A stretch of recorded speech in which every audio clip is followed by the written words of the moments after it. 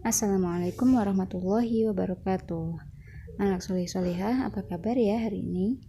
Nah, hari ini kita akan belajar tema 5 subtema 3 pembelajaran 1 dan 2. Sekarang silahkan dipersiapkan dulu buku dan alat tulisnya. Apa itu sikap kepahlawanan? Sikap kepahlawanan berarti meniru dan melaksanakan sikap-sikap yang telah ditunjukkan oleh para pahlawan. Pahlawan adalah seseorang yang berjasa bagi kepentingan orang banyak. Perbuatannya memiliki pengaruh terhadap tingkah laku orang lain, karena dinilai mulia dan bermanfaat bagi kepentingan masyarakat dan bangsa.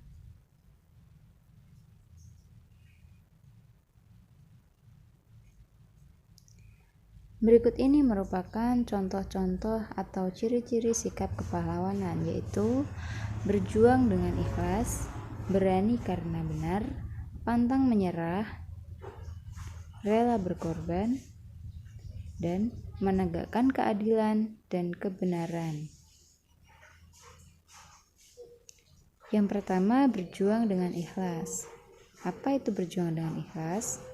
Salah satu sikap pahlawan yang patut diteladani adalah berjuang dengan ikhlas. Mereka tidak mengharapkan imbalan dalam berjuang. Mereka mengorbankan harta, jiwa, dan raganya demi menegakkan kemerdekaan. Mereka tidak berjuang untuk mengharapkan harta, pangkat, dan jabatan. Tujuannya untuk mencapai cita-cita luhur bagi kemerdekaan bangsa. Berani karena benar. Sifat berani berhubungan dengan kebenaran. Seseorang tidak akan takut jika dia memperjuangkan kebenaran.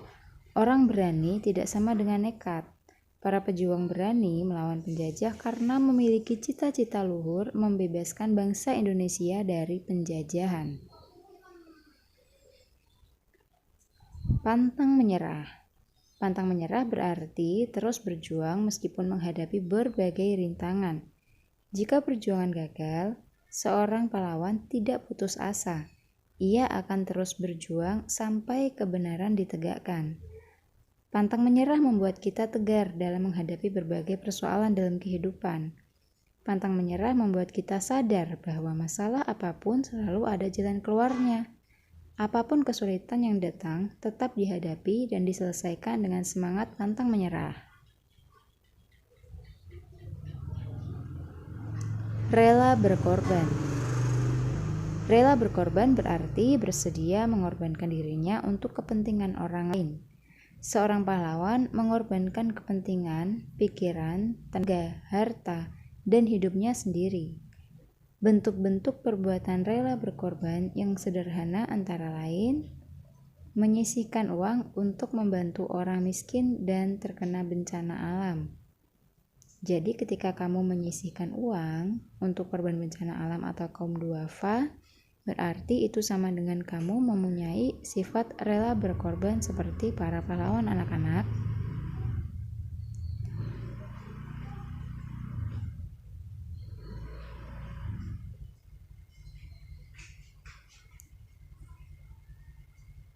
Selanjutnya ada ikut kegiatan kerja bakti di lingkungan masyarakat. Ini juga merupakan salah satu contoh sikap rela berkorban. Selanjutnya, mengunjungi orang sakit. Jadi ketika mengunjungi, kita sama halnya dengan mengorbankan waktu kita. Itu juga merupakan sikap rela berkorban.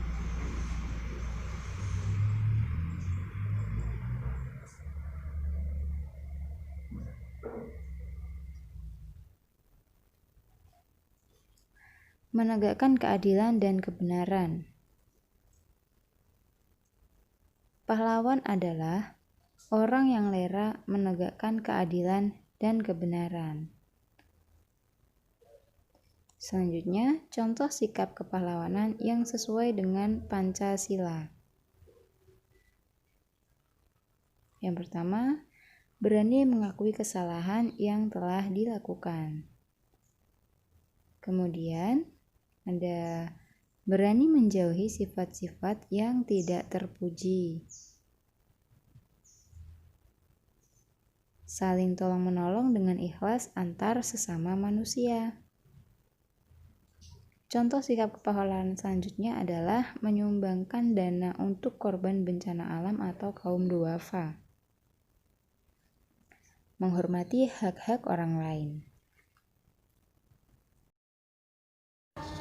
Selanjutnya kita lihat profil dari pahlawan Indonesia kita yang berasal dari tanah Sumatera, yaitu Sisingamangaraja 12. Nama asli dari Sisingamangaraja 12 adalah Patuan Bosar Ompu. Sisingamangaraja lahir tahun 1849 di Bakara, Tapanuli Utara. Beliau Raja Tapanuli dan kepala adat dan pemimpin agama. Sisingamangaraja gugur pada tahun 1907. Tahun 1878, Sisingamangaraja memimpin pasukan melawan Belanda. Beliau menyerang pos-pos Belanda di Tarutung, Balige, Bakara. Tahun 1884, Sisingamangaraja 12 berhasil menguasai Tangga Batu. Karena kalah, Belanda mendatangkan bantuan, mengancam melakukan kekerasan, menangkap dan membunuh orang-orang yang membantu Sisingamangaraja 12. Belanda menyediakan 2.000 gulden bagi siapa saja yang dapat menangkap Sisingamangaraja 12 dalam keadaan hidup maupun mati. Akan tetapi, rakyat Tapanuli tidak mau mengkhianati raja mereka dan terus melakukan perlawanan.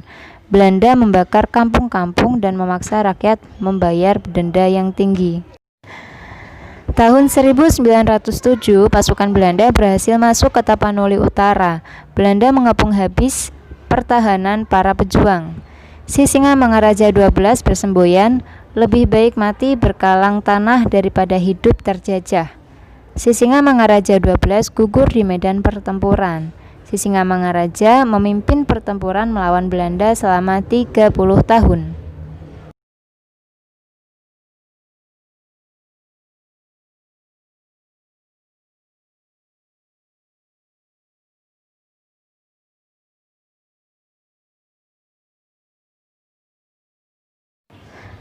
Pahlawan tanpa tanda jasa.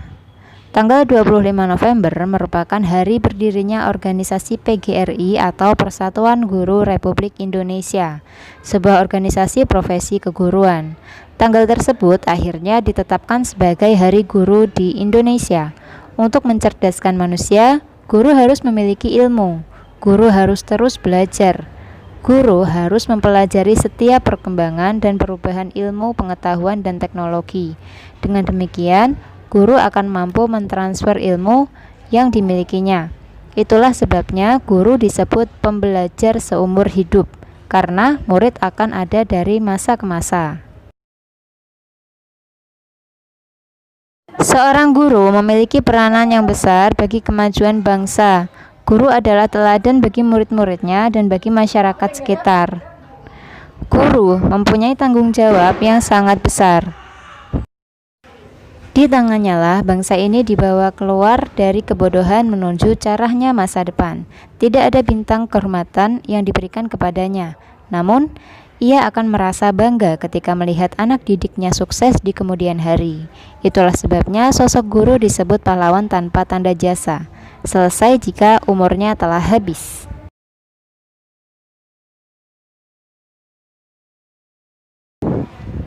Guru harus mampu menjadikan dirinya sebagai cermin kebaikan terhadap kehidupan di sekitarnya, sehingga nantinya anak didiknya akan mengikuti kebaikan yang dilakukan oleh seorang guru.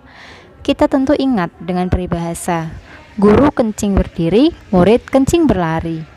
Ini merupakan pesan bahwa apapun yang dilakukan guru akan pula dilakukan oleh murid secara lebih baik atau lebih buruk. Apakah kalian pernah melihat periskop? Periskop merupakan alat optik yang digunakan untuk mengamati suatu objek dari posisi tersembunyi karena tidak dapat dilihat secara langsung.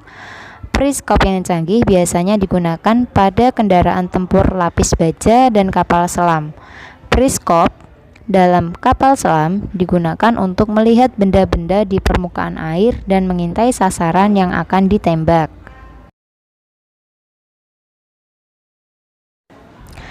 Pada kendaraan tempur masa kini, periskop sudah dilengkapi dengan teknologi tinggi, sehingga dapat digunakan pada malam hari tanpa cahaya sedikit pun. Sensor-sensor yang dimiliki dapat digunakan dengan sangat baik untuk merekam objek yang diinginkan.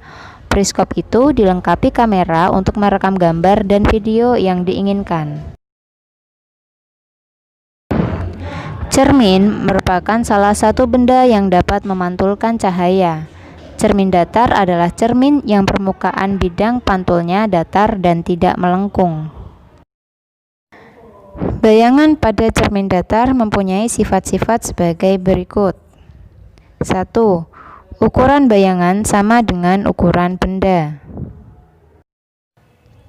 2. Jarak bayangan cermin sama dengan jarak benda ke cermin. 3. Kenampakan bayangan berlawanan dengan benda. 4. Bayangan tegak seperti bendanya. 5. Bayangan bersifat semu atau maya. Cermin cembung atau cermin positif. Nah, cermin cembung yaitu cermin yang permukaan bidang pantulnya melengkung ke arah luar. Cermin cembung digunakan untuk spion pada kendaraan bermotor. Bayangan pada cermin cembung bersifat maya, tegak, dan diperkecil daripada benda yang sesungguhnya.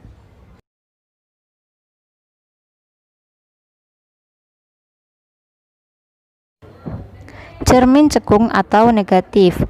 Cermin cekung yaitu cermin yang bidang pantulnya melengkung ke arah dalam.